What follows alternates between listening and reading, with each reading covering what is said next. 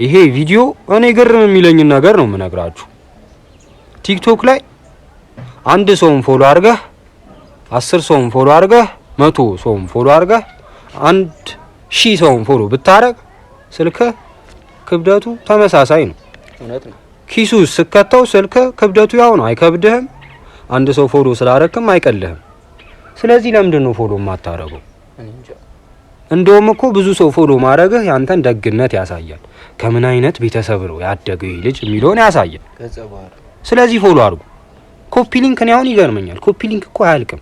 የምድር አሸዋ በለው ብዛት የተሰጠ የሰማይ ከዋክብት በለው አያልቅም ኮፒ ሊንክ ጭራሽ። ለምንድን ነው ታዲያ ኮፒ ሊንክ የማታረገው?